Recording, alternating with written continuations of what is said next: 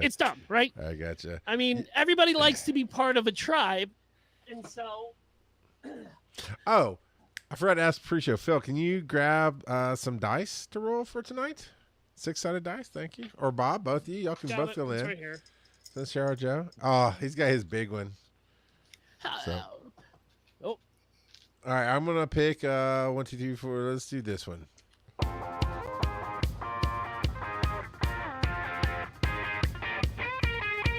This is Wise and Nerdy, a show where nerding out is cool and solving the problems of the world is a way of life.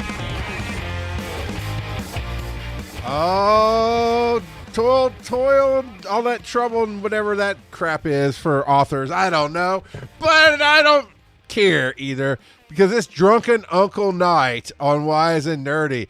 Joe is out at the beach getting a manicure or whatever he does when he's not here.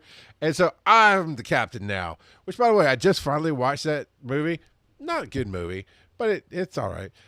So, of course, I have to bring the two demons that I love the best. I've got Philip D. Keating.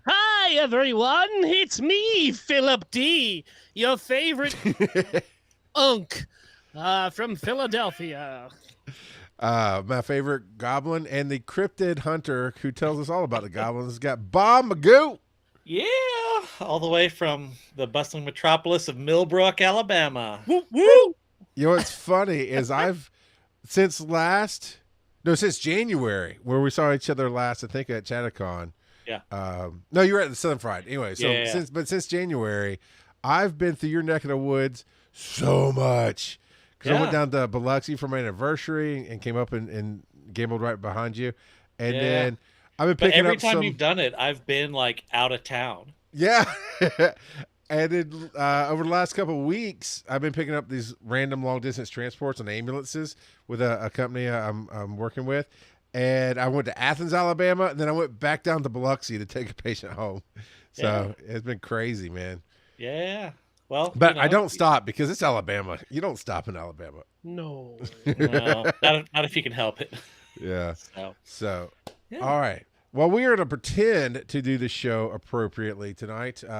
So the first thing we start off with is the question of the week, and the one which we need to come up with a good drunk uncle question for in 3 weeks, so that Joe has to answer something awkward, because he always comes up with these dad questions, and this one's a dad question. Which fictional character would you trust to babysit your kids?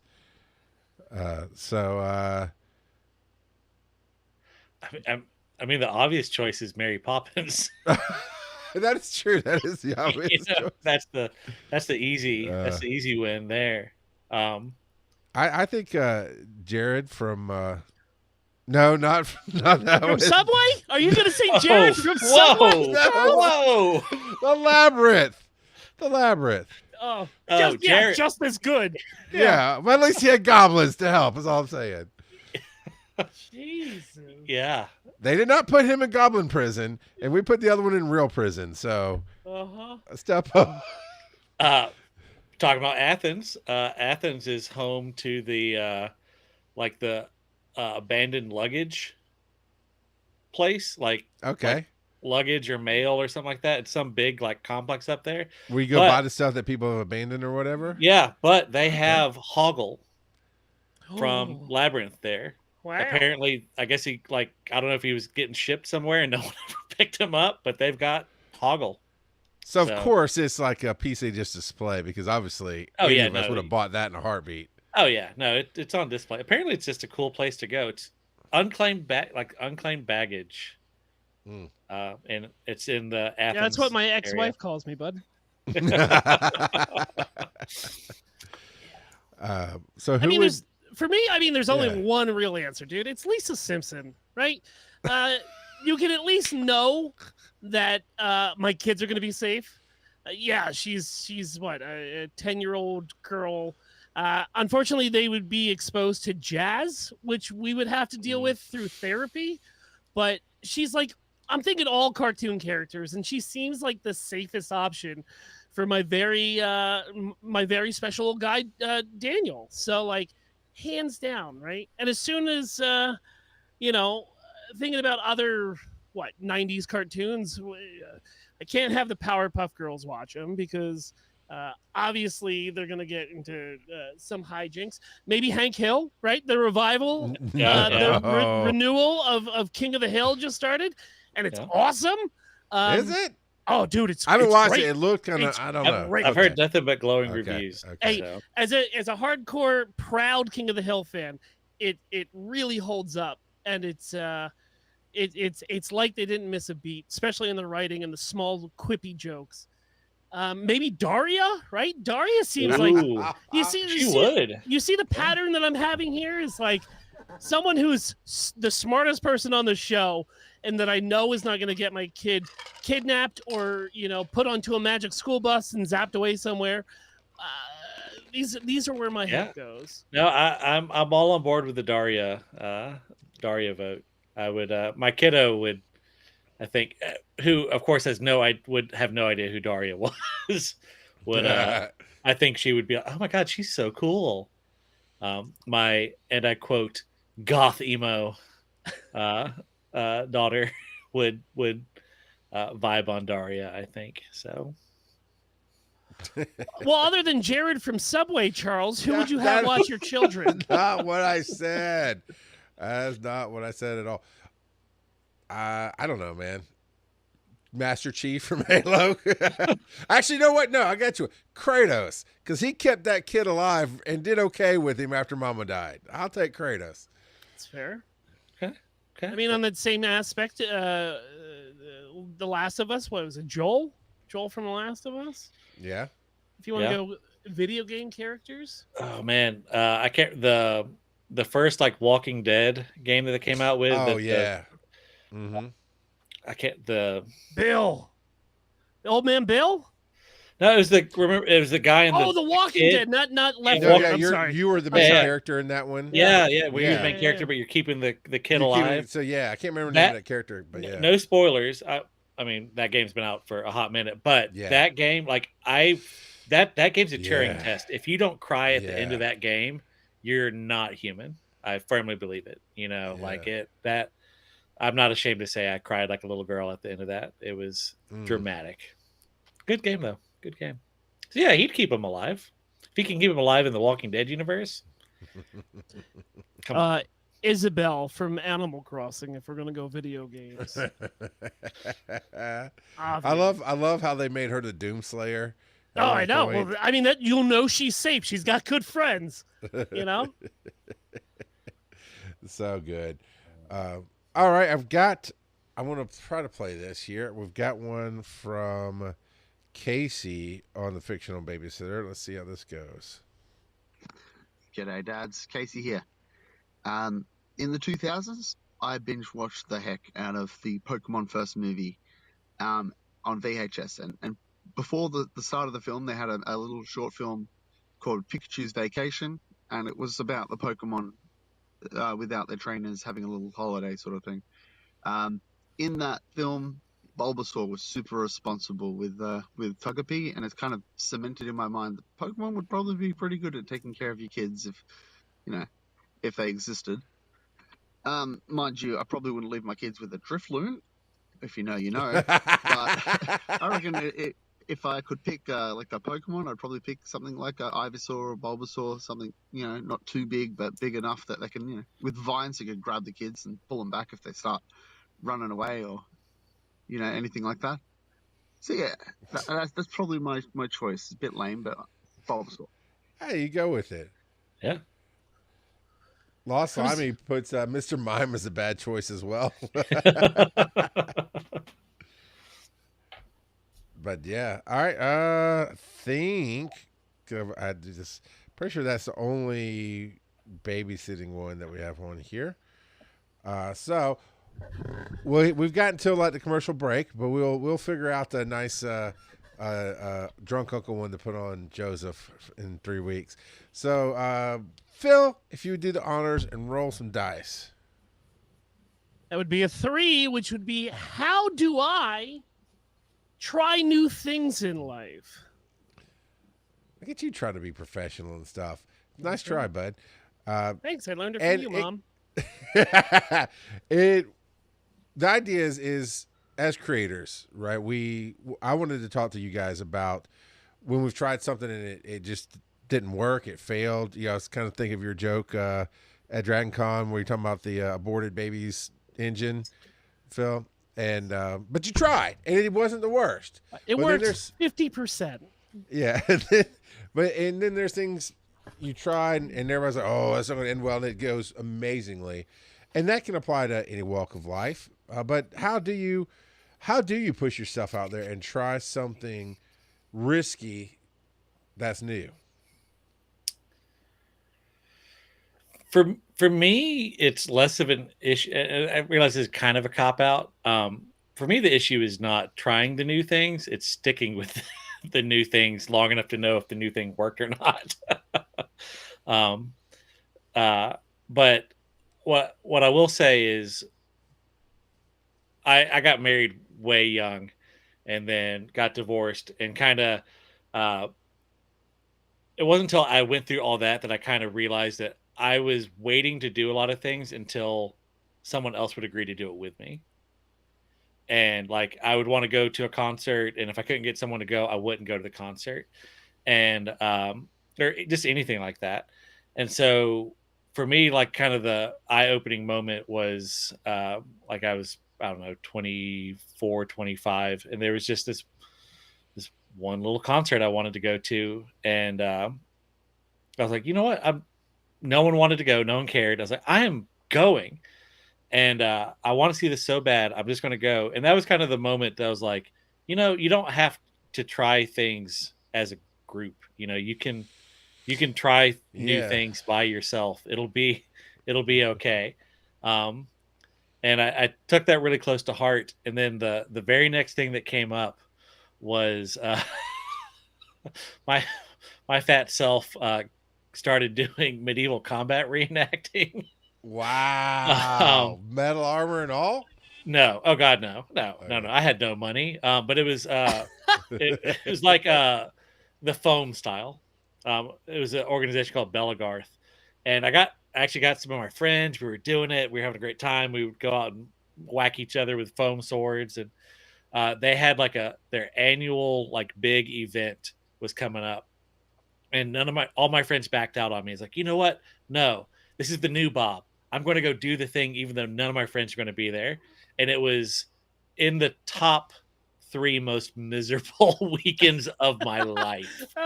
It was awful. But other than that time, it's typically worked out pretty well for me. No, I hear you, man. Phil.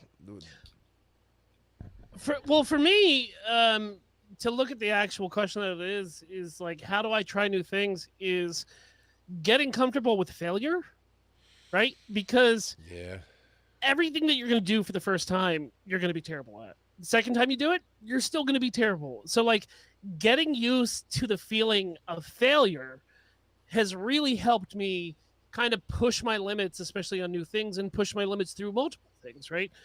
Bob, the first story you wrote was probably garbage. Charles, the first kid you probably had was garbage. And my first marriage was garbage. So like, you got to be okay with failing, but you also have to figure out why you failed at that and where you can make an adjustment and change so you don't continue to make the same mistakes that you did, right?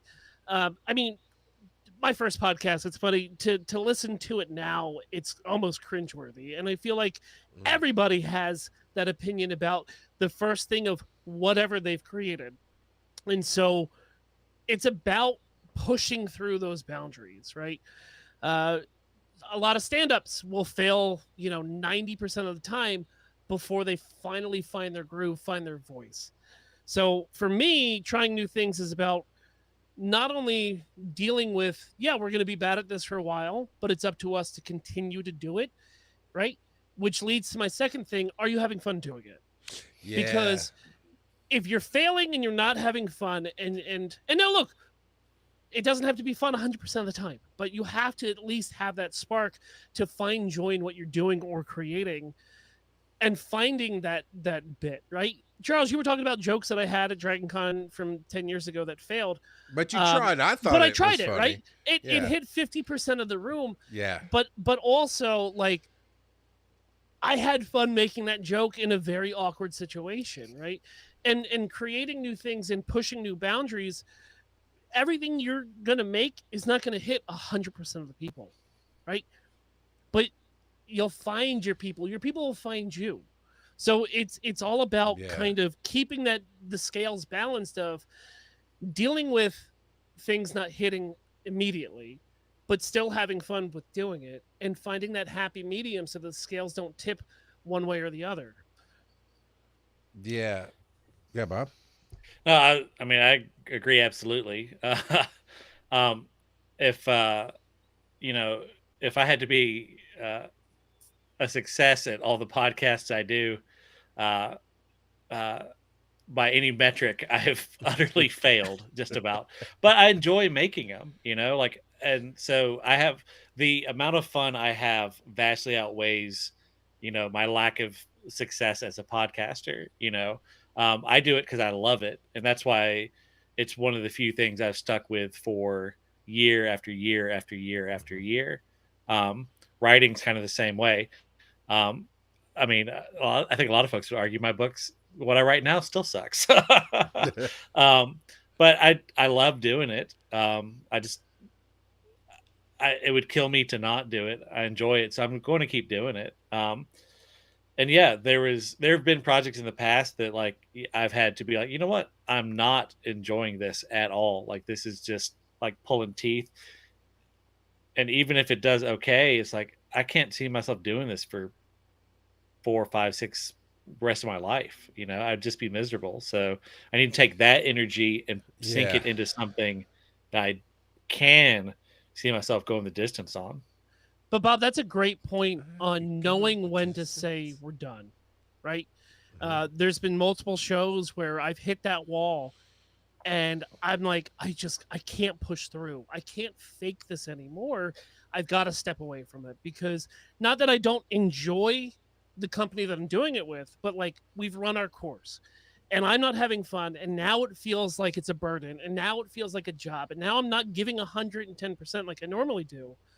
And knowing when to pull yourself back, knowing when to say no, or, knowing when you're starting a new activity and you're just like, this, you know what? Put it on the belt. We did it.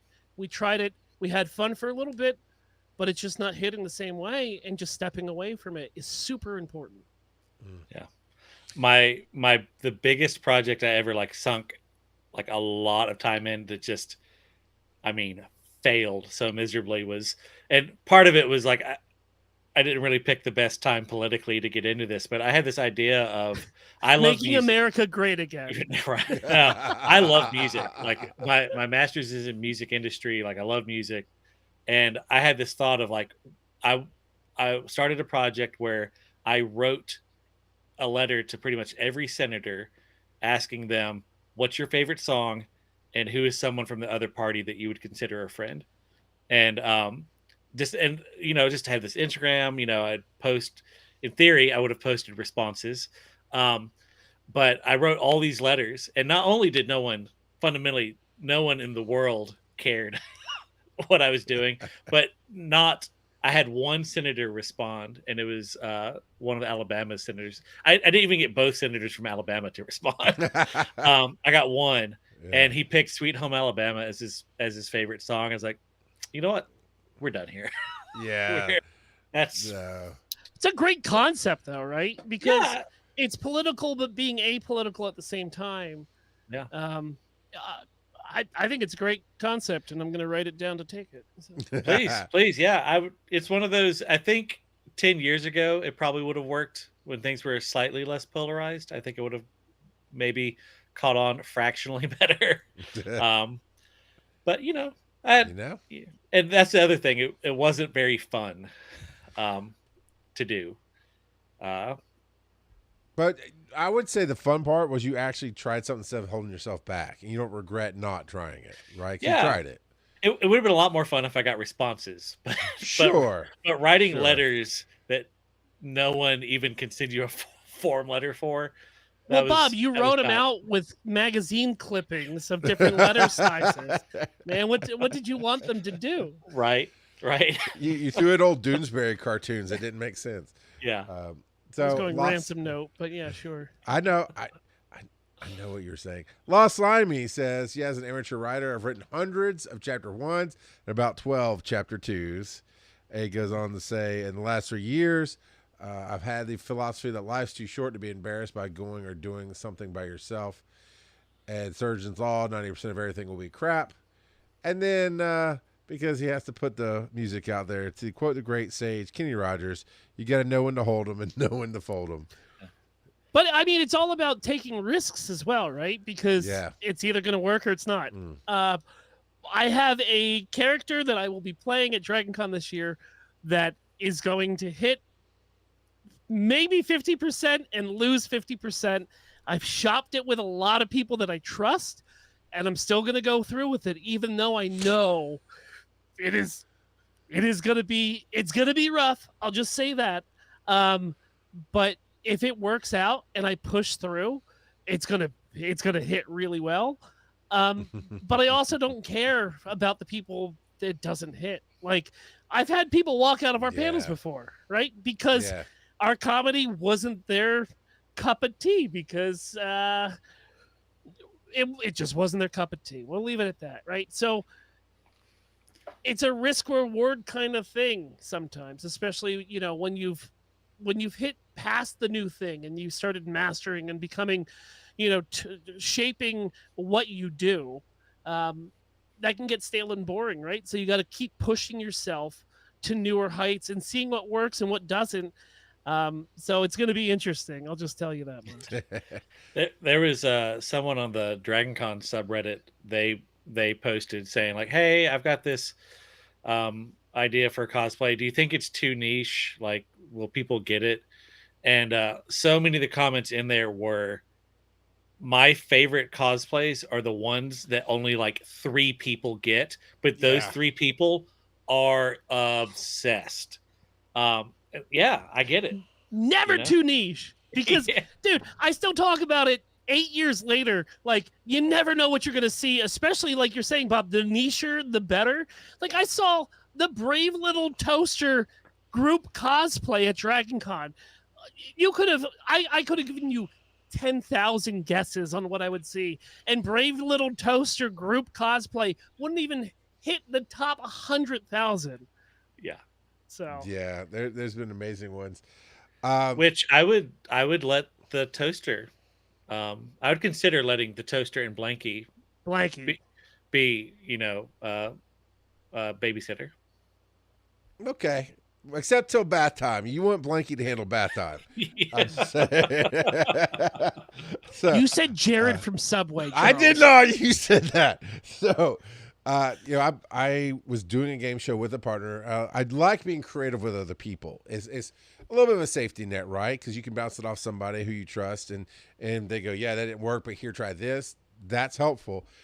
And that game show kind of went away, and I really enjoyed doing it. And just like another pivotal moment, my life's like, I need to see if I can do this by myself.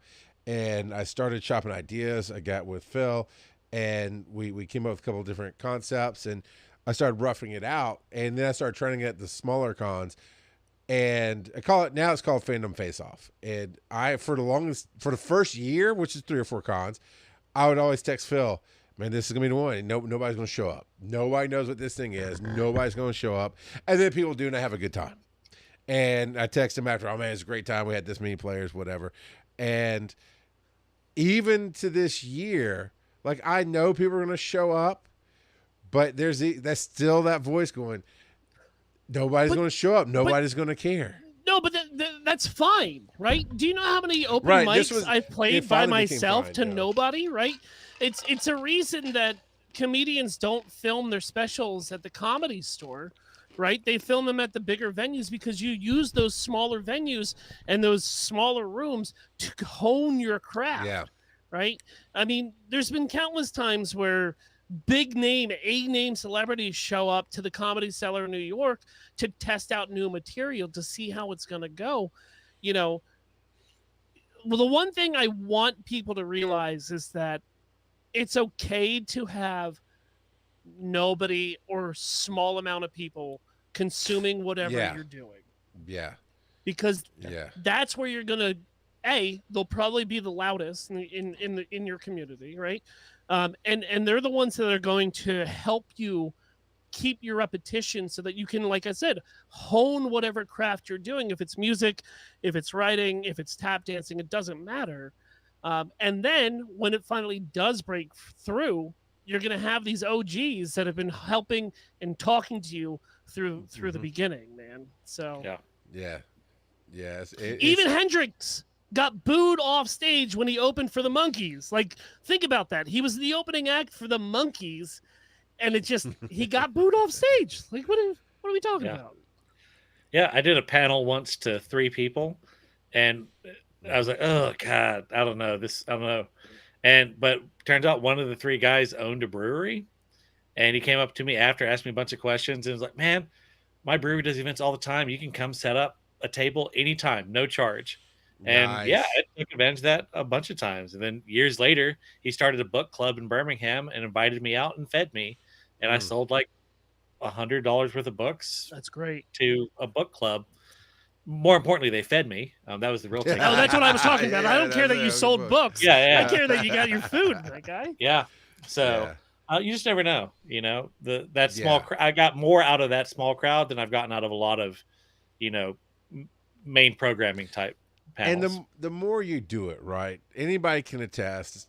Only about half my jokes land. I don't want to hear it, Phil. At least half of them land. You can make your faces all you want, but you keep trying and keep refining, even to the point of the digital media track. The first year I did it, I was terrified, and I was like, I hope this works. I hope this try. Will work.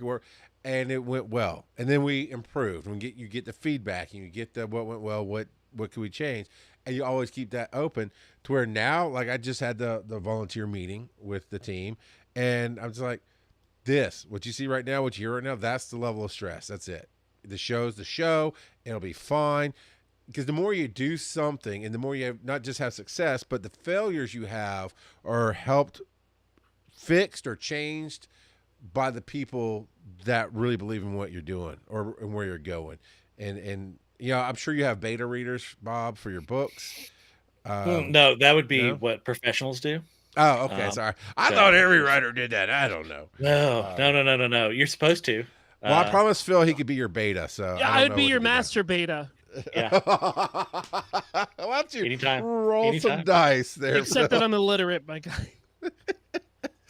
Go Birds. He spells birds B-Y-R-D-S. So, as you do, as you will. Well, since I rolled a 1, Charles, I want to ask you what you're nerding out about. I got 2 short things to do. Aaron. So Aaron's actually. I'm nerding out about Demon Slayer. Yeah, Aaron's short.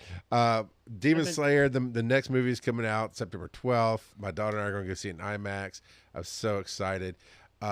And all my kids are nerds, and that's really cool. And the set 2, which is my youngest kids, 12 and 13, their mom's going to take them to DragonCon this year. You know about set 1 and set 2 there. It's really funny. It always hits. You know what? 50% of your kids hit, my guy. This is true. Yeah. But they're ecstatic about swag and seek and swag. Swag and seek. And it's my wife discovered it last year when she came to DragonCon and didn't have to work it as a volunteer, and now has been in the Facebook group and everything. And she has decided to make these little gel bead things that you can do and do little designs and melt them. And she's done some Mario stuff and some other things and just nerd related stuff that they're going to go have fun hiding around the con. And then, of course, looking for other swag. I think we're married to the same woman because my wife is literally doing the exact same thing, like down to the Mario little bead art things. Yeah. Like, is this how we find out? Joke. Yeah. I don't know. So you've been saying you've been coming to my neck of the woods a lot here lately?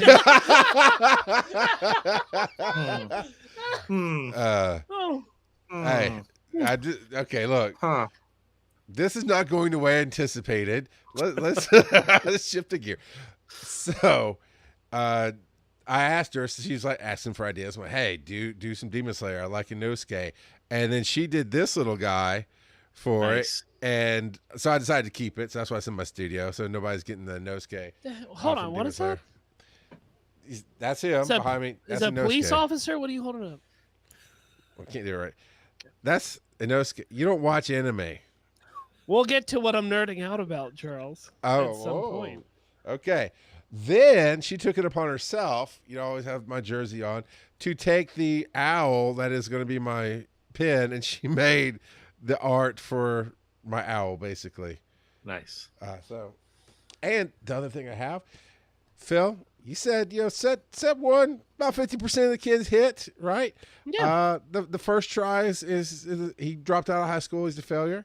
The second try, she finally got her GED the other night. Hey, you know what? No, hell yeah. That is worth celebrating because I know it was touch and go for a while, but hey, dude, congratulations. I know what you want to say. I feel you. I appreciate it. Dude, that's great. That is wonderful, dude. Yeah. Yeah, because we talked about it off there, but I did talk about it on the air a couple months ago. At the end of May, when school was done, I had that conversation with her. Like, at this point, you're a dropout, but you can fix that, because she'd been slow rolling it, and she did. She got her final test done. And actually, in the state of Georgia, you can file your scores and get a diploma from the state of Georgia. So who knows what she's going to have next? But it was a nice moment to take off of that negative that I know about you shelf and get rid of that. So it was really cool.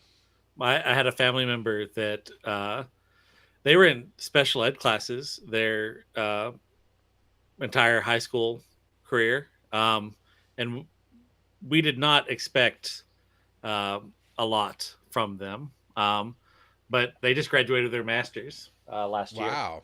So in business. So yeah, I mean, everyone's got a different path. So you never know how it all plays out. I'll bet they use a beta reader. Yeah, probably.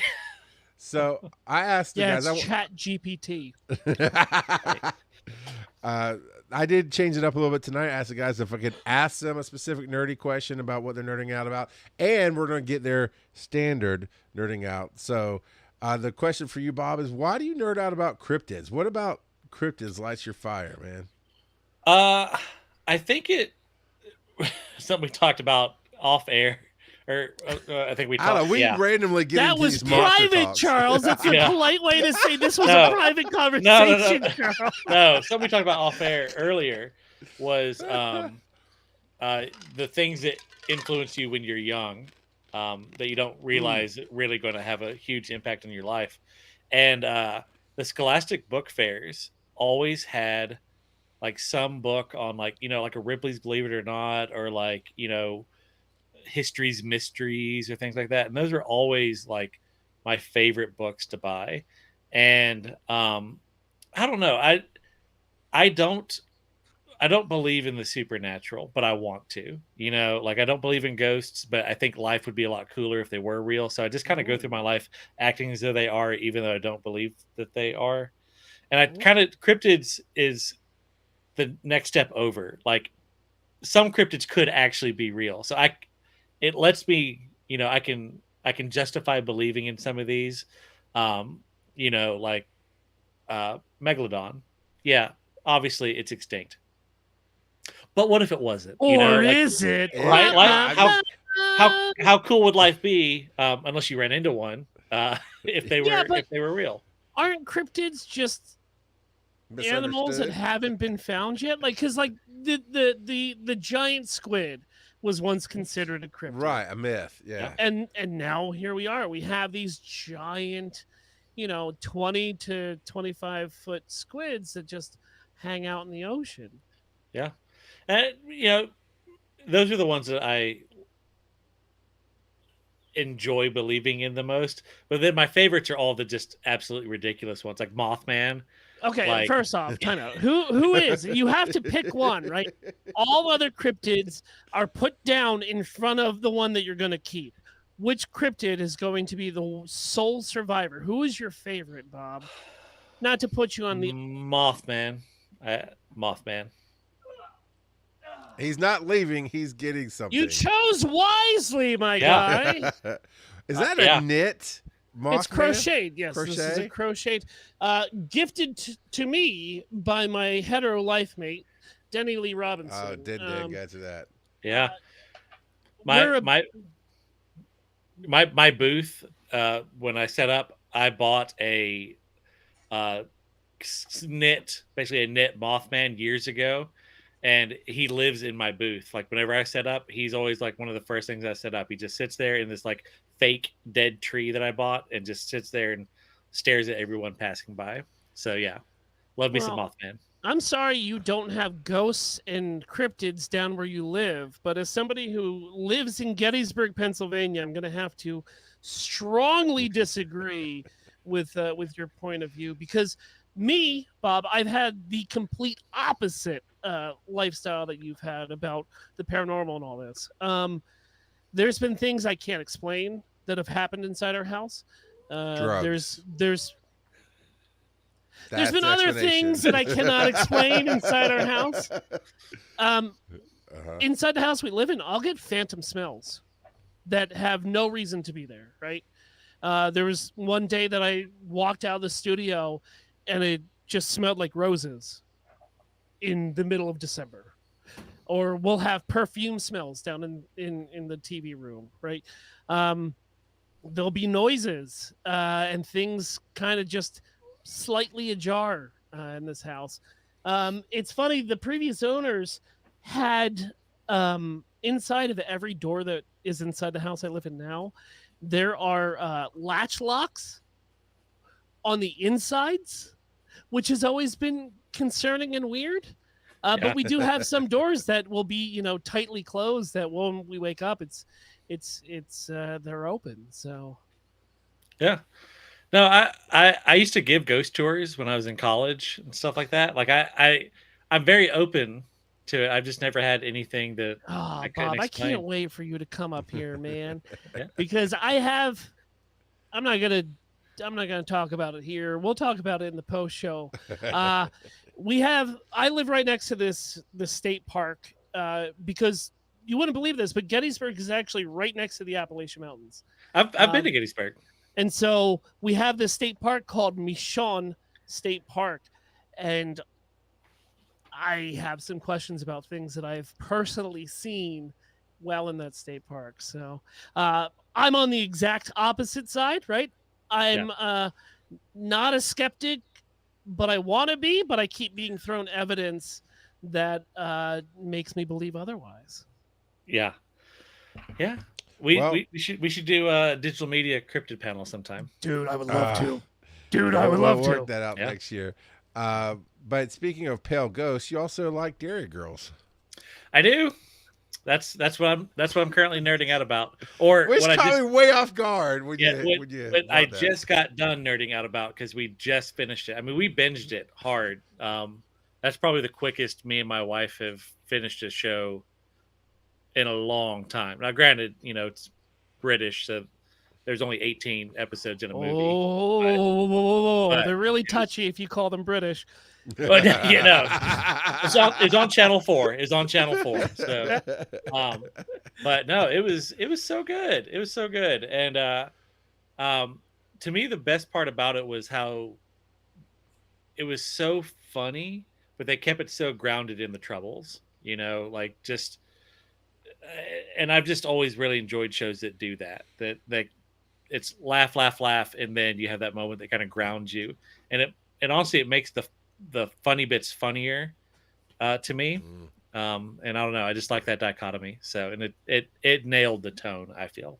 So, but that has to be one of those that your wife was watching and she wanted you to sit down and then you got into it. Yeah. Facebook wants me to watch The Sopranos, and it wants me to watch Dairy Girls. I don't know how the algorithm, and that's all it does. It just sends me clips. It just sends me clips of those two shows. That's fair. And it finally wore me down. And Dairy Girls was shorter than The Sopranos, so that's why Dairy Girls won. So yeah. All right, Phil. I'm Irish Catholic and Italian, so I was coming in on both angles on both of those shows, and I was born in Jersey, so like.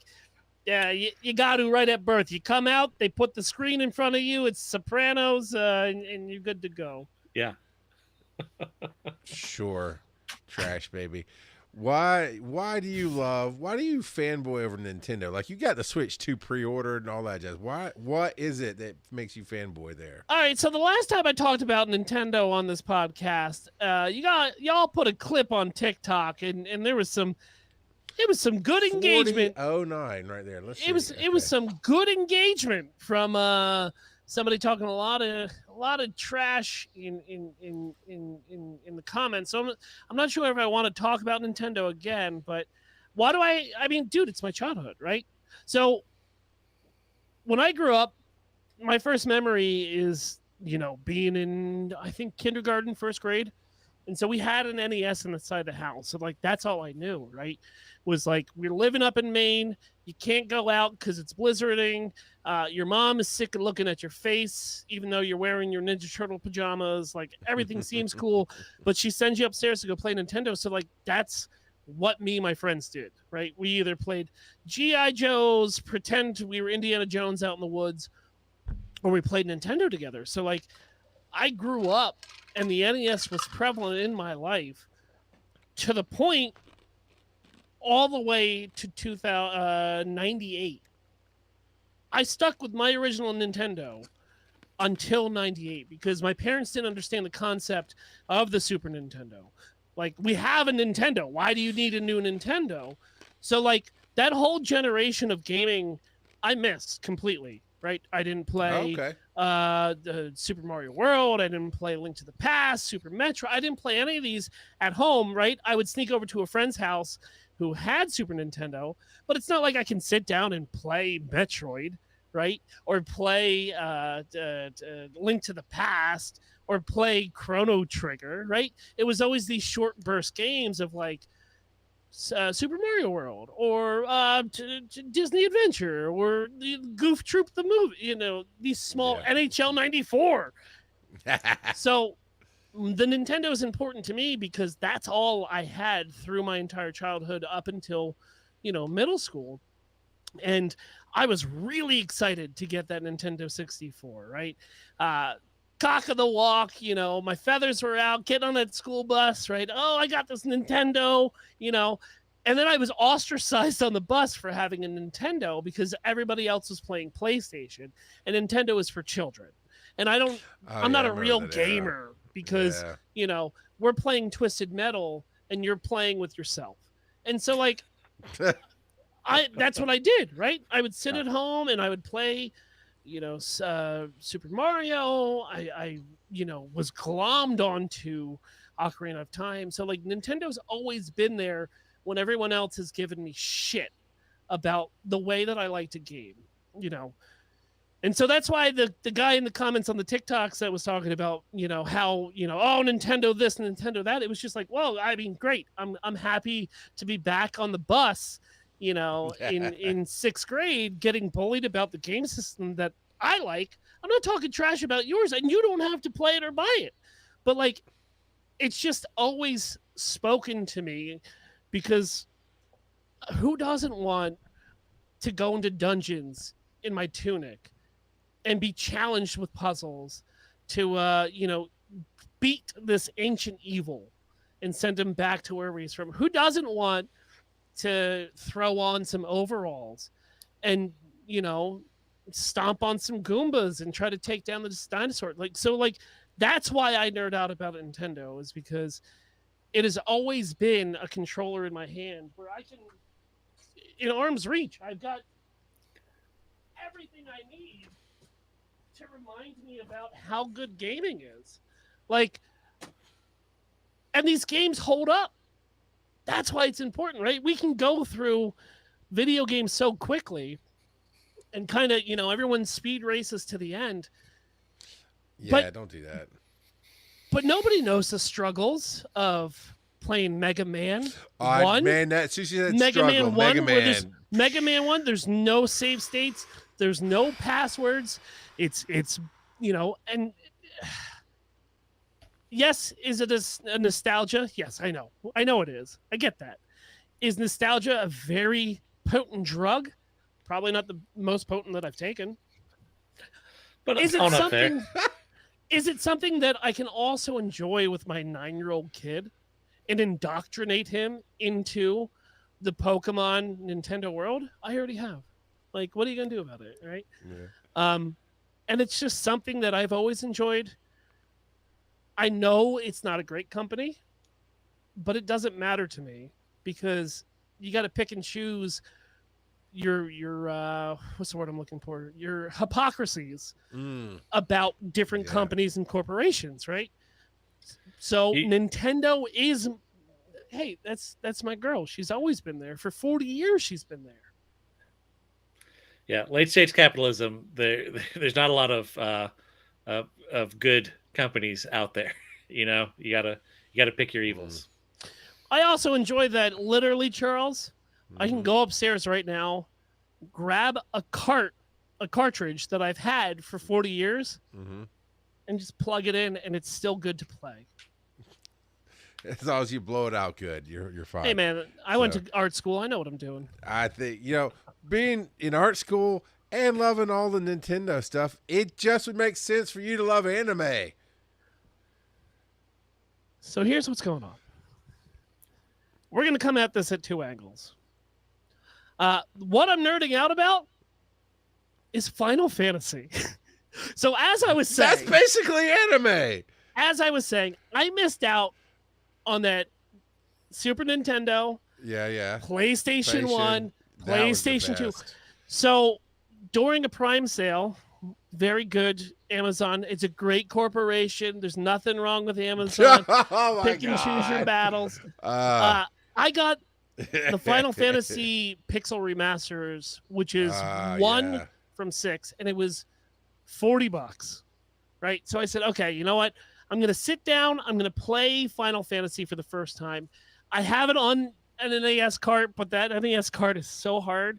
And these Pixel Remasters kind of take away some of the jank from 40-some years ago. And so I bought it, and I was like, hey, man, we're going to stream this. We're going to do this run. We're going to do Philip stumbles through Final Fantasy, and we're going to play Final Fantasy 1 all the way up to 16.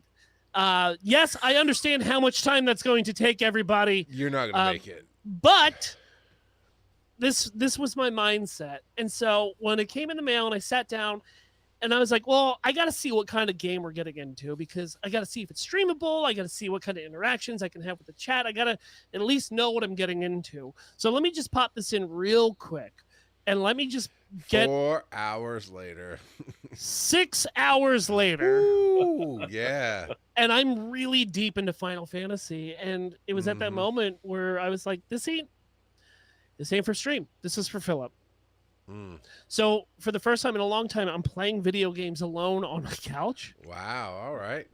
And we are in the middle of Final Fantasy 2, which is a really bad game, but we're going to push through it because I'm having a lot of fun doing it.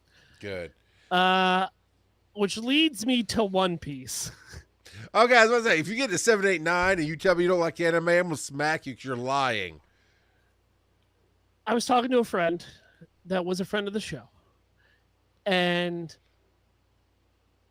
if anybody knows me, I am very anti-anime. I think the show that Charles and Joe put on is too much anime, and it's only a 5-minute segment. So I started watching One Piece because I told him I will watch 35 episodes before we get to Dragon Con. And I will give you my honest opinion because that is his thing. One Piece is his thing. So, like, I sit down and I watch an episode of One Piece. And then everywhere I go in my normal roundabout world structure, I'm seeing One Piece everywhere now. Yeah. Right? I walk into Target and I'm walking down the Lego aisle and there's a One Piece pirate ship set. And I was like, oh, damn. What's going on right now? Like, I'm almost having like a Truman moment where it's just like, okay, what the hell is going on? I go to Five Below. There's little One Piece blind boxes. I go everywhere. I'm seeing One Piece. I watched one episode. I did not like it. We have 34 more to go. Yeah. And if you want my true honest opinion about it, you'll have to find me at Dragon Con. Yeah. When you're ready, I got you something I think you'll enjoy. But yeah, I saw a TikTok the other day where it's a skit and the guy's both parts, but he's like the genie's like, you have one wish left, what do you wish for? He goes, oh, I wish to lose my entire memory of One Piece so I can go back and enjoy it all brand new.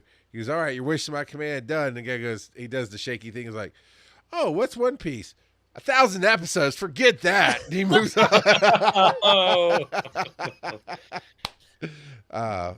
So I just bought a hot dog Lego kit from Five no, Below. don't start talking about the glizzies. Oh my God. Yes. This You said Five goblin. Below? I got It was a like 4th of July. I mean, look, I got that dog in me. You know, Hey, that's what I'm talking about. You that two dog. are it's I'm right, so- right there. That Yeah, box whip your right dog there. out. Let me see it. Oh my God. Yeah. Let me see that dog. I should have known better. You brought us together. You I ass. know. I had no idea his secret hot dog obsession. I had zero. Cryptids and hot dogs, his clue. 2 favorite things, and you didn't think we'd get along, Charles? I didn't know he loved hot dogs like you do, you obsessive freak. Oh, that's a great wiener. And it looks so big in your hand, Bob. My only complaint is it's got mustard on it. Yeah, I no, wish- I'm a ketchup guy. Yeah, I would have thought ketchup would have been the move, but Okay, Devo, it's not about that dogs are good. Dogs are good. I like a good hot dog. Phil is obsessed. I'll I be wouldn't frank. say obsessed. I'm 99 cent. What? Oh, it was $2 for $1. $2 for $1. She. That's all he talks about. Where was this magical wonderland? So this is all right. So Gas real station quick. hot dogs Hold are on, not real hold hot on. dogs. You shut Whoa! up. You. Where's this negativity coming from, Charles? Yeah. Where is this? I mean, hey, have you met Charles? Bob, to first understand Pennsylvania people, you have to understand that we're very territorial and almost tribish about which gas station food is the best. You have your Wawa and you have your Sheetz, and neither the two come together. At Sheetz, you can get 2 hot dogs for $1, and they're wonderful, Charles. Now, look, you can't even go to 7-Eleven and get 2 hot dogs for $1. No. And plus, they're so big and scary. You want to get those nice, smaller ones that fit right in your hand. I literally today, while at work, I had to drive to one of our facilities, and on the way, I was passing through Evergreen, which is the site of the Conecuh Visitor Center, and they have like gas station rollers of Conecuh dogs, and that was my lunch today. Got the black pepper Conecuh dogs, 2 bag of chips. Okay, this also sounds like an anime. Black Pepper Conecuh Dogs 2. Dude, Oof. if you look at all the artwork that Tyra has made for all the podcasters and writers and YouTubers, I'm the only one. She snuck a hidden hot dog into mine, and it is glorious. Phil's hidden wiener. Well, let's keep it that way. So, all right, roll the dice so we see where we're going next. Devo wants to get a dog with you at Dragon Con. I don't know, man. Those hotel dogs are expensive. No, we're not getting hotel dogs. We'll go to Publix, man. Charles, it's your favorite time of the show. Do you have any keyed up from the speak pipes that you could throw on? Devo let me know today that he had one, so I do. Let me make sure it's unmuted here. All right, here we go. Well, without Charles here, I guess it's kind of an hard knock life. Oh, stop. Ah, Bob. Okay, let me refresh. that's- Why is this not doing? it took him 45 minutes to write that joke, and he Why shopped were it Star everywhere. Wars episodes 4, 5, and 6 released before episode 1, 2, and 3? Because in charge of scheduling, Yoda was. Oh, Nice. get out of here, Devo. Even Phil just locked up. He just No, man. personally froze. He's like, Devo, don't act like I don't listen to the show. I heard what you said you're going to do after Dragon Con. You cancel your Patreon, EP-ness, and botched. I won't forget that, Devo said. Did y'all have any more? Oh, yeah, Charles, what do you get when you cross a crab and a cheetah? I have no idea either, but I'm sure it goes sideways quickly. What do you get when you cross an alligator and some train tracks? 3 pieces of alligator. That's dark. I was gonna say something else, but I forgot what show I was on. Yeah. Bob, have you heard my daughter's dark joke about a school bus? Oh, this sounds familiar. Yeah, This is I about ruined it. This is about the babies. Yeah, Yeah. She was 8 when she told me that one. Thought it was hilarious. But see, Bob. So okay, here's the thing. This is why I do not like following people on social media. And I do it because there's some cool stuff in life. And I got to see him celebrate a milestone with his book and all this other stuff. It's really cool. But I also, every Saturday morning, when I go to post this show, that's when I do the edit. I do the edit on Saturday morning. I go and post it. It never fails. There's a post from Bob right on the top of my feed, and 9 times out of 10, it's a dad joke that he made me work for to figure out what the joke was. Yeah. And I scream at him every time in his comments. My wife, at this point, it's hard for me to just tell her anything because she waits till halfway through. It's like, is this just a setup for a joke? It's like, no, this is literally how my day at work went. Like, are you sure? Like, I promise you. So I've kind of, I've ruined my own life, but it was worth it. Let's roll the dice. All right. I see you keying up. Don't key up. I'll save it for after the show. Parliament of Papas. All right. So this is one that I've seen go back and forth. I've been to little cons. I've been to big cons. All of us have done some con life and some performance life. So, is it vital to know anything about a panel you're walking onto, everything about a panel you're walking onto, or you just show up and be you?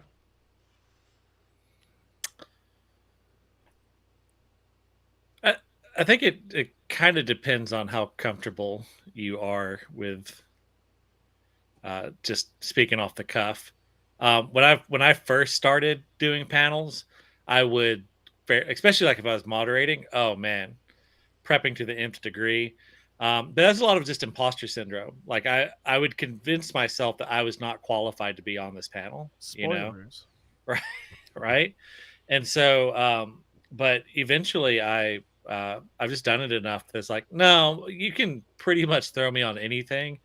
And because part of it comes with the confidence of you don't have to answer every question.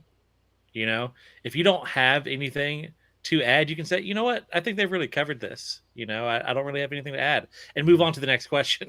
So I at this point now, if I'm moderating, I do, I come up with some questions ahead of time. Sure. But other than that, no, I'm just raw dogging every panel. That's just bun and hot dog, kids. Yep. I think it's situational, to be honest with you. I think it all depends on what kind of panel it is, right? Bob, I'm with you for about 80% of the panels that I do, right? If it's about podcasting or creating, new shows or anything like that, yeah, 100%. I'm not going to do any kind of homework. I'm going to look who's in there, but that's about it. But when the other panels that I do, Bob, is a lot of like comedy podcast panels and stuff like that. So I have to at least write stuff. Just for instance, we roasted Charles McFall. We did a roast of Charles McFall, which felt like 6 years ago. I couldn't dare go into a roast panel with nothing written down. That would be foolish, but there is a way to do improv panels and also get rid of your training wheels. We used to run the show called Ask a Pokédexpert. Okay. And it was really popular. Too popular. People are still asking for it. Popular. Even though it's been a couple of years since we've done it. But the concept was like, you have these two people on stage who pretend to be Pokemon experts, and then we take live questions from the crowd about the Pokemon that we're discussing, and then you like just you lived in that world. It you was go real. right. So the world is like Pokemon are real. These are a studio audience that we have that have questions about their Pokemon, and everybody, just straight up goes. And so for the first 2 years, I had to know what the Pokemon was, because I didn't want to get blindsided by not knowing a Pokemon, right? And kind of start building my own questions in my head until the host was like, "Yeah, I'll get that to you." And then I would text him, "Yeah, hey, no, I'm ready. Yeah, no, I'll get that to you." And so for the first, 10 minutes up there in front of 150 people, not knowing what I'm going to talk about was painful. Bob, it sucked. Yeah. Until it wasn't, which was like 5 more seconds after that. And then I just started grabbing that we didn't have to go through anything. It's just like, yeah, you know what? Whatever happens, happens, and have fun. At one, I did prep heavily for one panel recently. Last year at Conjuration, they had a sorting the demigods of Elden Ring. So it's basically taking all these Elden Ring characters and sorting them into Harry Potter houses. That sounds stressful. That sounds stressful, Bob. Well, so the thing is like they have an entire track of this. That's just all weekend. Sorting. It's all sorting. Yeah, it's the sorting track. Awful. So they like my buddy Ben Meeks, he did one that was sorting Bob's Burgers. I could do that. All right. And then I suggested one, and we did it. It was sorting SEC football teams. So it was exact. And Tyra's husband was on there Shane. with me. Yeah, Shane was on there with me. So we had a great time. It was ridiculous. Sorting the demigods of Elden Ring, I did not suggest that panel, but I where my imposter syndrome is most prevalent is I believe that I'm not as big of a fan about anything. So like I was like, I could watch like outside of like True Detective and Letterkenny, there's probably not a fandom out there that I would feel comfortable sorting. That is a nice wide berth there. That's the spectrum. But I was like, oh my God, I just sunk like 120 hours into this game. I could do this. And I sat there and I had like 2 pages of notes. I was ready. And no one came to the panel. No one. And it was me and one other author. And it was his idea. I was like, I don't care that there's no one in this room. I put real work into this. We're talking about it. And I put more work into this notes than the length that we have for this panel. Yeah. That's funny. But like about 10 minutes before, like basically these 3 young women showed up early for the next panel. And they came in and was like, look, we're just going to say some names and y'all just randomly sort them. They had never played Elden Ring, had no idea who we were talking about. We had fun with it. So I guess that's where I'm a little bit spoiled by Dragon Con, because even though there's nobody in the room, right, we got the live chat that's always going on inside the Twitch chat, but then also there's a second life that these panels are going to have where they'll sit on YouTube and then get more interaction like that. So I can't even put my head into the space that you were sitting at, like with an empty room. It was night and day. It was not that panel had no one, but I had that exact same room. I did a late night cryptid panel in there that I set the record for attendance on a panel in that room for the weekend. So it's like I went from no one to literally like people were like it was standing room only. Like people were sitting up against the wall for that one. So win some, lose some. I think it also depends on who's going to be on the panel with you, right? Because what I will check every time is who am I on a panel with, right? I'll check the name, I'll check the short description, but the more thing that I focus on than anything is who am I going to be sitting next to, and how much can I trust them, right? So, for instance, Charles put me on his fandom face-off panel this year, right?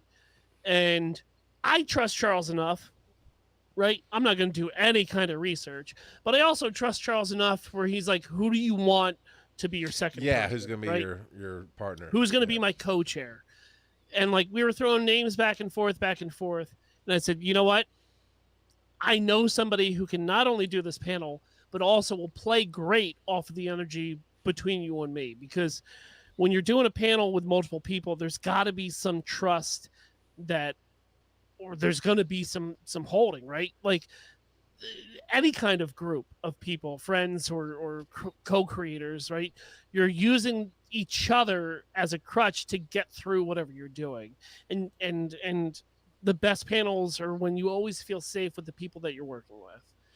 Right? That's why Botched has worked so well for so long, is that like I publicly hate my DM. He's a terrible human. He ruins everything that we're doing. He doesn't have any creativity. He needs 5 seconds to think about everything. And he's there to make our lives hell. But behind the curtains, like, I will kill for that man. Like, I will do anything that man asks me to. Like, I've moved him 3 times already. Like, there's nothing I won't do for my hetero life mate.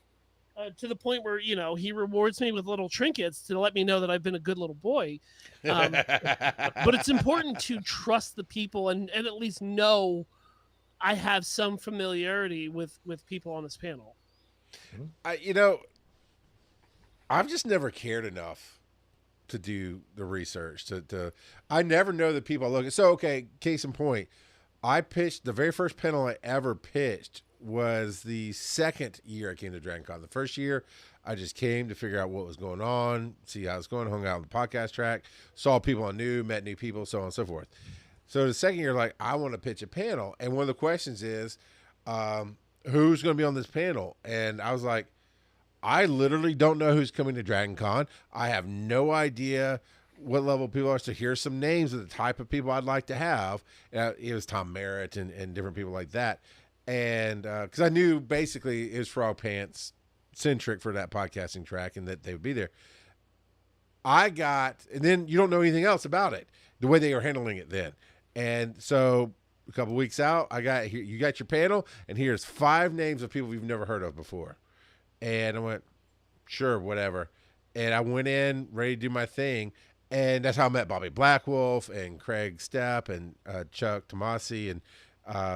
And then Tom Merritt was sitting in the front row and talking about how he's learning stuff from us about the history of podcasting and stuff. So that was cool. So it was just, this is just how panels are. You just do your best. You show up and people are going to play. And that's how I've always run it. And to the point, Bob, that I jumped on a My Hero Academia sorting panel. Yeah. And I was like, I'm vaguely familiar with My Hero Academia. I've watched like the first season, half of the second with my daughter. And I'm vaguely familiar with the houses of Harry Potter, but I'm very good at attacking everybody and finding out where the weak points are to make them laugh. And so I had my phone like below the table just with the houses and what they meant. And so this one girl who was so passionate about it was her panel. And the second I found out she was passionate about, I knew where she's going, I would always argue to the opposite. And she picked up on what I was doing, but it's always fun to be the heel. Being the bad guy and the villain is so, first off, it's easy. It is. For us, maybe not everybody, but like being the heel is so fun. And just, Can you imagine Tyra being the heel? But that's the great thing about being a heel is that, yes, she would make a good heel if she would believe in herself to unlock that I know it's inside of her. I know it is. She's a teacher, right? Yeah. It's in there somewhere, dude. Trust me. I have found it through many teachers in my life. It is somewhere in there. And there's a point though, and Phil and I talked about this in the past. You got to trust the process at a certain point, right? And not every con is built the same. Not every con has all the information you need. Like, we're limited at Dragon 300 characters. So you find out, I try to get information out early, but you find out, I'm on this panel with these people. And it's like 3-line description because that's all you can fit. And it's like, but we made a space for it to communicate. I mean, Unless it's a celebrity or a thing I'm running, a moderation, like you said, Bob, I always will know where I want the story to go. And in fact, you and I and Tyra and Ben did a panel to one person. Yeah.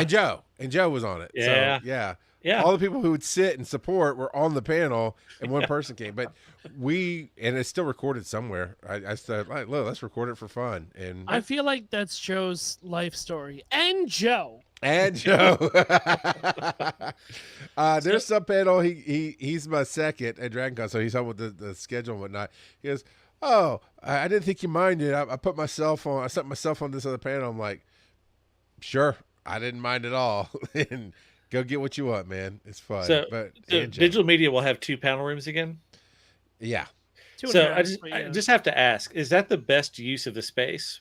Could we not get some hot dog rollers? and well, there is Galleria 8 that. Yeah. I mean, if you want to. Glizzy Station is just what we call Charles's house. Look, you should. The last 2 years, my wife brought food, and one of those days is always hot dogs. But this year's no food. No food. Wow. She's still gonna bring me some hot dogs. You have to come to the cookout if you want hot dogs. I'm gonna text her. Yeah, sure, okay. Well, I mean, I feel like I'll know if your wife is bringing hot dogs because I'll have packed them. I'm not sure. It's we're apparently married. Is this a setup for a dad joke? Hold on. No, because we're apparently married to the same woman. Okay. It's a callback, Charles. Callback. It's something you do in comedy, right? Sure, Pookie Bear. Hey. But real quick before you do another stupid thing, when I was talking about the importance of knowing who's on my panel, especially if I'm friendly with the moderator, right? Mm-hmm. So me and Steven Adams, we do the imposter panel every year. And what we have decided throughout the last couple of years is that we're going to bookend, right? And have everybody who is guesting on the panel between us, because he can run the show from the right. I can be the annoying Muppet all the way at the end of the table and not block anybody else out, so that, you know, he says something smart, it makes a conversation in the middle, and then Waldorf at the end says something stupid that has nothing to do with anything. But that's just, like I said, trusting your partners and trusting the people that you're on the panel with, because it's worked for us, because right. And then when Waldorf says something sincere that actually makes sense, it's like, oh yeah, I know he's still an ape, but gosh, that was really articulate, and I'm sure he practiced that in the mirror for 40 minutes before the actual panel started, right? So it's just like, it's important to trust your friends when you're going into situations. Well, I think it's important to trust yourself. So speaking of imposter syndrome, speaking of Tyra, we summoned the cryptid. Tyra is here. We talked about Shane. We talked about Tyra being a heel. No, Joe. Yeah, no, this is the drunk uncle party. You showed up just in time. But that's the daddy tell me a story, right? Tell me a story of when imposter syndrome wasn't just about your performance or your creativity. And I'll give you an example. My firstborn son, you know, as a new dad, you're learning things, and I'm always fairly equipped to do things, but things happen. And there's just one day, I just screwed it all up. I forgot to take the diaper bag, so I had 1 or 2 diapers, but not the bottle, and I ran out of formula and this and that and the other. And I'd gone to take him to see my parents and whatever. And well, yeah, we were broke back then, but I should have just gone and said, hey, let me make sure I have stuff to get us home. It's about an hour drive home. And we're getting home, and I know he basically needs a bottle. He's hungry, and he's crying. He's under 1. He's crying. And I'm just stress level out the wazoo, and I'm almost crying with him. I'm like, what do you want from me, man? I'm dry. I'm sorry. Of course, he doesn't understand. And you do. I've got multiple stories like that where I felt like I'm not equipped to be a dad. I'm not equipped to do this thing. So where does imposter syndrome hit in your guys' life besides your performance or your creativity? I've taken my kid to the shore forgetting sunscreen. I forgot a towel. I forgot, sand toys. Like it's kind of the same concept that you've had, Charles, right? We plan this whole trip out. We drive 3.5, 4 hours to get to the shore, to the beach. Everyone's really excited. We park, we get everything out. And my partner's like, all right, well, lather them up before you go out. I was like, what? What are you talking about? Well, we're at the beach, bud, and he's a child. Why don't you? Did you not bring or think of sunscreen? Like the basic thing you need for your child at the beach? Do you at least have a towel? You don't have a towel? She's like, oh my God. The only thing that could go worse is if, like, on the way home, we would blow a tire out. Thankfully, we didn't that day. That time. But just like the basic needs of what the kid needed at the beach. It was just like, yeah, nope, missed that one. Nope, missed that one. Oh, your boogie board, bud? No, sorry. I can't do that either. It's just like, oh man, like absolute low of low on like the fatherhood totem pole.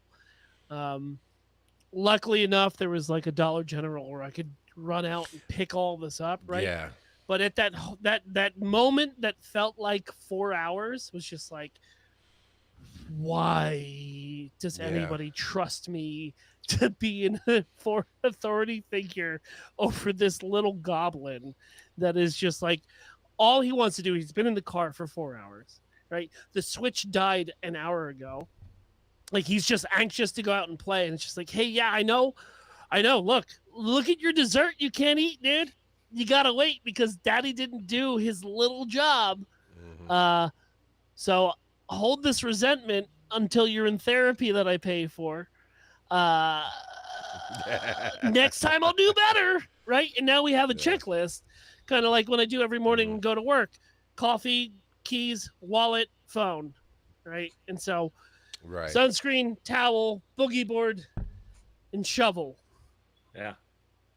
So, Bob, you're the rideshare of fathers. How do you handle it?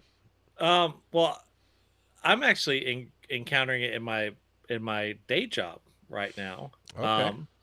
I've kind of shifted into a new position at work that's heavily based on data analytics. And spoiler, my background is not in data analytics, but I'm now heading a unit. Now I have a degree in sociology, but I mean that's at this point about almost 20 years old. So I've had stats and all that, but it's not fresh knowledge. And so I've been reaching out to, and it luckily we haven't really had a robust data analytics unit where I work. Like, they've done a lot of reporting, but not a lot of analysis. So I'm kind of coming in and trying to get us to the next level. But so I've been reaching out to other agencies in other states, like, hey, how do you do it? And every time I do it, it's very much just like, who am I to take time out of their day asking them? But it was funny. The last person I talked to, this was kind of a validating moment for me. She worked at an agency in Missouri, and she was talking through all these like really cool things that they're doing. And she was like saying, if y'all could come and visit, we could show you the stuff in person. But she said, well, like, I could show you some of it, but really, like, I'm not really the data person. I'm really more of a project manager. And I was like, wait, that's me. I'm basically a project manager. Like, yes, I'm over data analytics, but really no one's expecting me to do in-depth analysis on anything. I just have to coordinate and make sure it's all getting done. And so that was kind of okay, they're doing amazing things, and she's been ramrodding most of it, and she's got the same background as me. So that was kind of, that helped me. I needed that because there had been a whole lot of Teams and Zoom calls with federal agencies and state agencies where I just felt like, God, what am I doing here? but that's the thing. you find the Emperor's naked, right? The Emperor has no clothes. You find out, oh, somebody else is human like I am. And I was the same way when I approach guests for Dragon Con or to try to get on my show, whatever. Like, I don't have 1 million followers on TikTok. You know, I'm not this, I'm not that. But then you talk to them, and you talk, you know, like in your case, Bob, you might be talking about your books, and they're like, oh man, I'm just starting to write a book, and now they're just sitting at your feet, you know, eating up the wisdom, right? And that's just the example is they're just people. And most of the people that are cool to work with, you know, that fit into the energy that I like to work with, are the same people who are like the three of us sitting here. You know, you don't think you're the super hotness. You're not the expert of anything. You think I'm the super hotness, Phil. I know. That's okay. Right. I get those late night texts. Yeah. But, you know, the humility that even if we were to be able to do this on like some big, huge network thing and make millions of dollars, we'd still just be the same guys making dumb uncle jokes and going, I shouldn't be. Well, I always think I should be somewhere because I'm tired of not being in places, and I grew up being in places. So other than that, it's like, don't hand me a microphone and put me in front of the band. I really don't believe I should be there. But you let me introduce the band, I got you. Until I don't. I'll freak out about 3 seconds before, then I'll pretend I didn't. That's fine. Yeah. But Phil, how do you get past your imposter syndromes? Oh man, that's a tough question. Well, it all depends. I mean, I learned a pretty helpful like tip a couple years ago, especially if it's not only imposter syndrome, but it's also a panic attack, right? Your body can only deal with one emergency at a time. So that's why when I do go to Dragon Con, I have warheads in my pocket, because at any point where I'm feeling kind of anxious and I'm feeling panicky and I'm feeling like I shouldn't be here, I'll actually throw a warhead inside my mouth. And that's the sour candy? Correct, because your body can only deal with one emergency at a time. And since that one is more prevalent, it will slap you out of your panic attack to focus on the emergency that's happening inside your mouth. I don't know why it works, because I'm a farmer, not a brain doctor. But I heard about it on a podcast, said BS, and tried it, and it works. But what you were also saying, Charles, helps me kind of deal with imposter syndrome is like, we're all meat sacks, right? Right. We're all just cucumbers with mental disabilities. Like, and that's why, like, today, you know, or not today, but in a couple weeks, I'm going to be sitting next to Matt Demian, right? Love his books. My niece, obsessed. She lost her mind when I told her that. But, like, I'm pretty chill about it because, like, we're all just cucumbers with anxiety, man. And so getting past that took many years of, like, realizing nobody's better than anybody else. Yeah. And also, we've all had to go through kind of the same struggles of failure and all this. We talked about this through the entire podcast.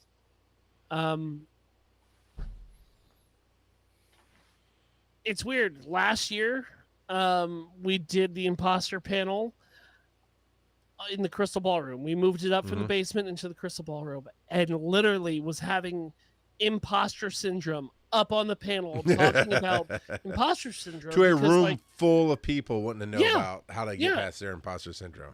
And it's just like, and my internal thoughts was like, why am I up here? I have no idea why I'm up here. I'm sitting next to a bunch of people that are more qualified than I am. Even my friend Steven, all the way at the end, he's making better points than I am. I'm double guessing everything that I'm saying. And it was just like, you know what? We're all just cucumbers with depression and anxiety. And it kind of snapped me out of it. So I don't know, man. It doesn't work for everybody. Kind of like parenting, right? What I do for my Sure, own yeah. self isn't Yeah. going to work for everybody. But reminding myself that we've all had crappier moments. We've all had um, projects that don't, or things that we've done that have failed. Everybody has done that and failed, and Yeah. it's about just getting back up on that You horse and know, going through it. and I'm going to throw this to you, Bob. Would you say both creatively and as a parent, showing up is like 90% of getting it done?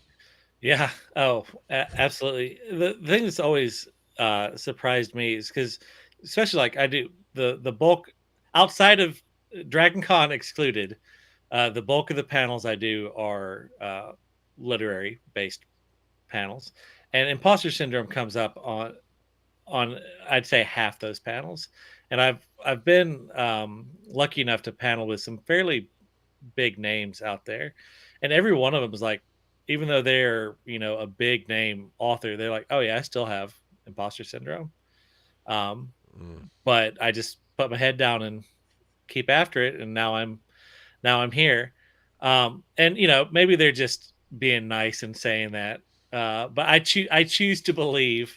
Uh, just like I want to believe in ghosts. I want to believe that they're being genuine with me, um, and I don't know, that helped me.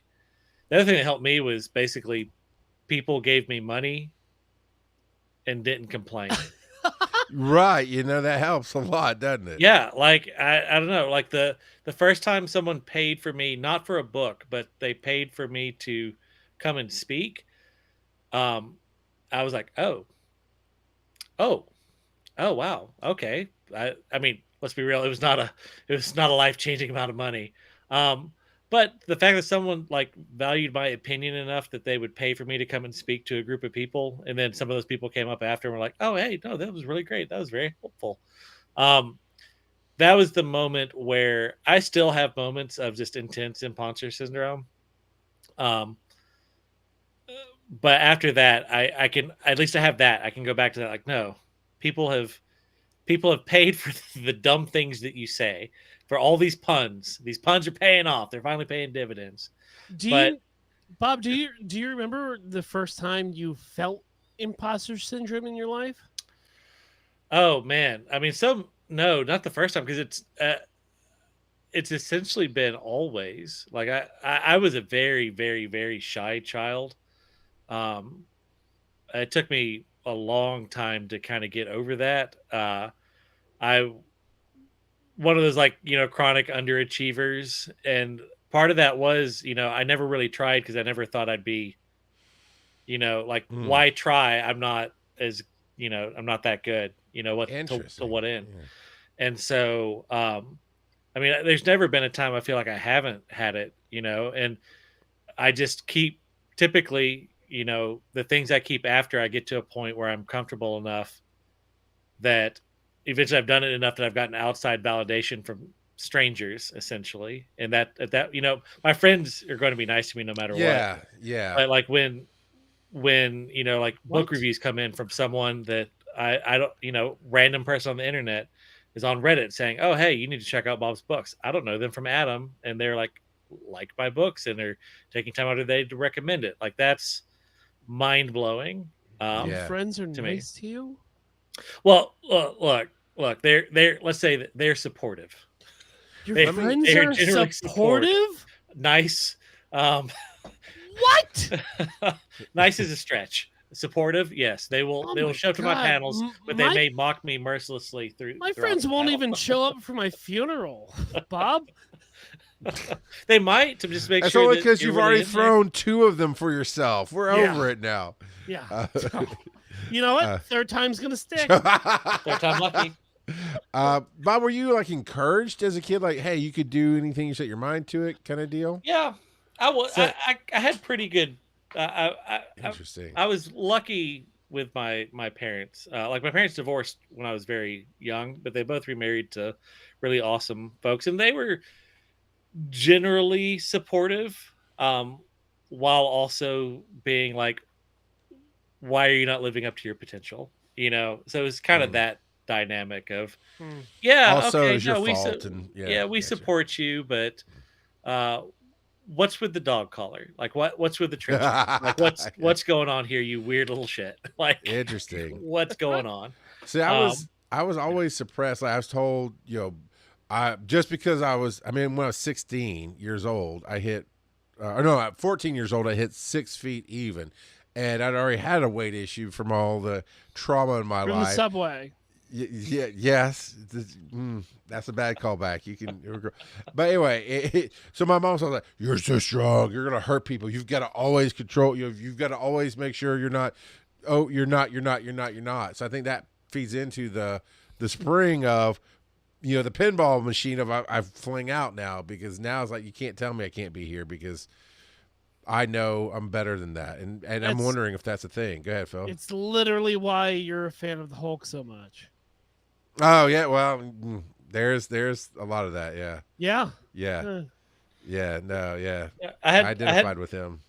Yeah, I had kind of a weird dichotomy in that both my step parent, like the stereotype of the evil step parent, like no, I got really great step parents, and I think I've modeled that. Like I'm fortunate being a stepdad myself now that I had these great step parents that I kind of saw how they treated me, and I've tried to mirror that with my own kiddo now. But my dad was this weird dichotomy of supportive but also verbally abusive. So like in high school I was a compulsive liar because I would say whatever I thought would cause me to get the least amount of angry reaction. So I would say anything just to not get yelled at. And so it was it was a factor, I'm sure. But it's weird. Like at the same time, if you wanted a book, my dad had a policy. If you wanted a book, no questions asked, he'd buy it for you. Okay. He supported me going to college. So it was weird. I think he just didn't. He worked at a very high stress job. He worked in the oil industry. Where literally like people died, not irregularly. So he kind of didn't know how to turn that off when he came home. So you could see the moments where he wanted to be better, but didn't know how to process it. Therapy would have done him a lot of good, but boomers don't go to therapy. Well, on that note, Wise and Nerdy is brought to you by Taco Bell, because why go to therapy when you can have a $7 cravings box? No, but I mean that's literally what, like, that is my work life. Is like my work life is just I work for a farm up here in Gettysburg, and it's just like it's always such a high stress because like if I make a minor mistake, like my boss will freak the heck out about it. And it's just like, so now I'm like working in these confines of like, I can't make a minor mistake, or like, A, I'm going to get yelled at for like 20 minutes, but B, like, I'm also more tense. So like, I'm more likely to make a mistake at work because like, I'm not working as fluently as possible. So like to hear like, it's almost working on eggshells is kind of what it's like. Yeah. It was not great. Yeah. We could really dive in, and it has been an hour and a half, and we could all keep going. I should have probably said this at the beginning of the show, but I'm gonna tell you, patreon.com/wise_and_nerdy. Phil met Bob for the first time, and 30 minutes of them getting to know each other, stories you'll probably never hear anywhere else. I know the second we turn off the live here, we're probably going to do another 10, 20 minutes. We're going to say naughty things. And share some more say stories. Naughty things. I got some naughty dad jokes I'm going to drop. We're gonna plot the Glizzy station at the digital media track. We're gonna see who can get that 2-foot Glizzy down, no problem. I let Tyra surprise. She's like, what? Taco Bell's here too? Yeah. I want to be sponsored all across all of my media on Taco Bell, so I bring it everywhere. That and Starbucks. So, all right, Bob, where can they find you? Tell us about Bob.com for all your All the Bob you can handle. Phil?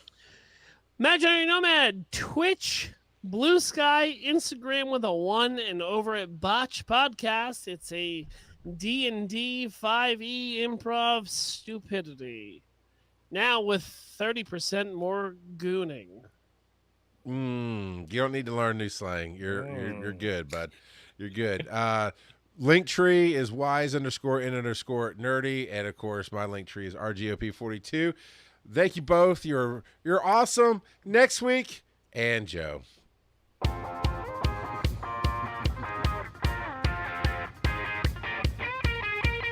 Follow these nerdy dads on social media. Charles at Rock God of Podcasting, Joe at Joseph_Ard. Check out the website, wiseandnerdy.com. And as always, I'm gonna fight you, Devakate! Always be your daddy.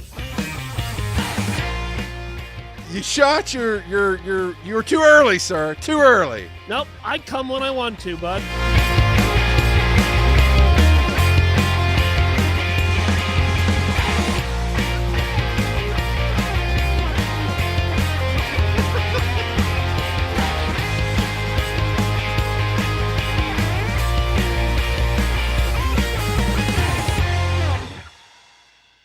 Just no.